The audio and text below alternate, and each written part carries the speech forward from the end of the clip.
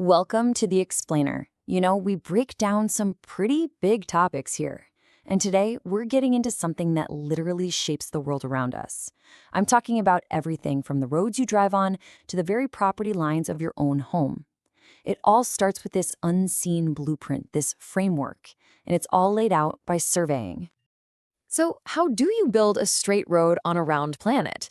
It sounds like a riddle, right? A total paradox. But the answer? Oh, it lies in this super fascinating, incredibly precise field that, believe it or not, is the foundation for almost every single thing we build, every map we draw, every boundary line we set. All right, so let's get right into it. The big idea, what even is surveying? I mean, it's a word you've probably heard thrown around, but its actual scope is, well, it's massive. It's pretty much the first essential step in almost any construction or mapping project you can think of.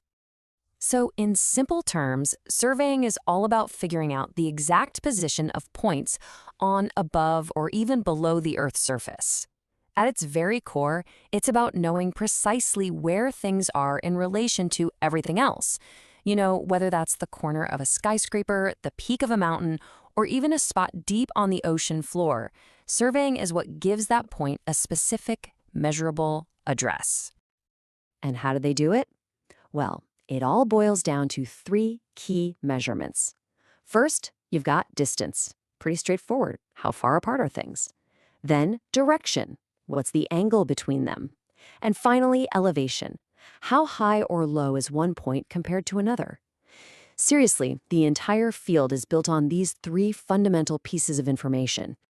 Okay, so this is where it gets really interesting because this whole complex field, with all its fancy high-tech equipment, it's all built on just two simple, absolutely unbreakable rules. You can think of them as the golden rules of surveying. You follow them, your project is solid. You mess them up, and, well, you've got a huge problem on your hands. So what are they? First up, you always work from the whole to the part. That means you map out the big picture first, creating a super accurate framework before you start filling in the smaller details. And the second rule? To locate any new point, you have to measure it from at least two reference points that you already know the location of. One known point just isn't enough. The best way to think about this is like doing a jigsaw puzzle. What's the first thing you do? You find all the edge pieces and build the frame, right? That's working from the whole to the part. It makes sure everything else is going to fit inside perfectly. Now imagine if you started with some random clump in the middle and tried to build out. One tiny mistake early on, and by the time you get to the edges, nothing lines up. Surveying is exactly the same. This principle is all about preventing small errors from snowballing into massive ones. All right, so let's circle back to that big question from the beginning. Building straight things on a round planet. How does surveying deal with that? Well, it's pretty clever, actually.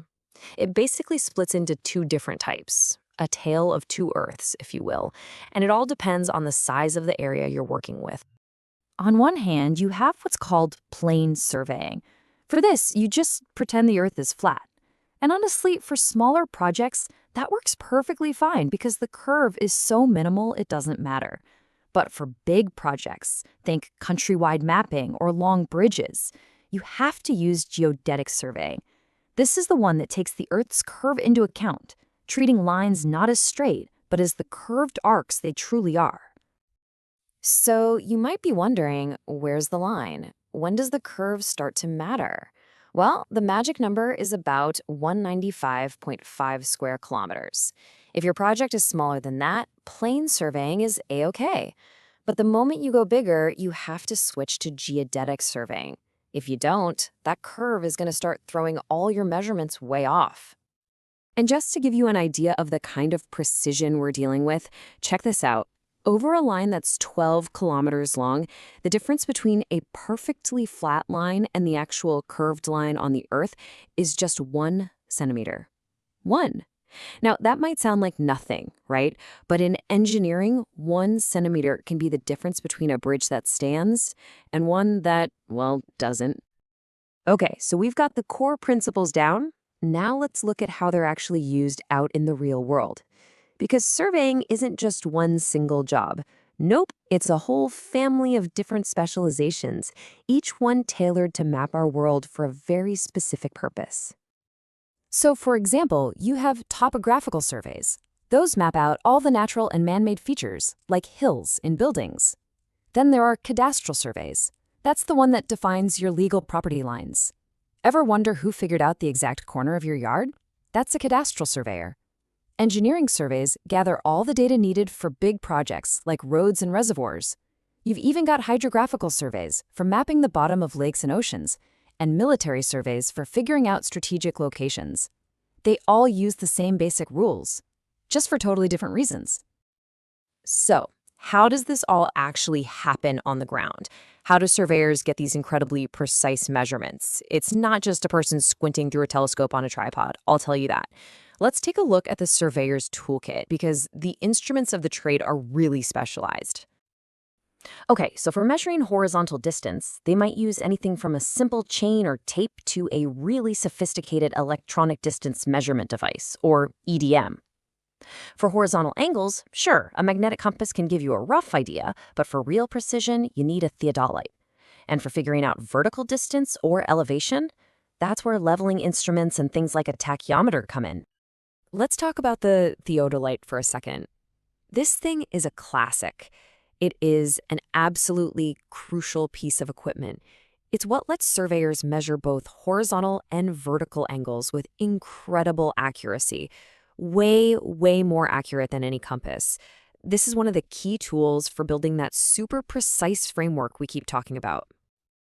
And of course, today's surveyors have some amazing tech. A great example is EDM, which stands for electronic distance measurement. These modern instruments use electronics, basically shooting out a beam of light or microwaves, to measure distances with a speed and accuracy that was just totally unimaginable not that long ago. It's been a real game changer. But here's the most important takeaway, the thing to really remember. No matter how advanced the tools get, whether it's a simple tape measure or a high-tech satellite-linked gizmo, those two fundamental principles we talked about, they never change. The relative positions of the points to be surveyed should be located by measurement from at least 2 points of reference. That rule is timeless. Which leaves us with one last, kind of cool thought to chew on. As we start looking beyond our own planet, as we begin to map other worlds like the Moon or Mars, which of these rules will still apply? Well, the truth is, all of them. These principles are so fundamental, they're not just for shaping our world. They're going to be the very foundation for how we understand and maybe one day build on entirely new ones.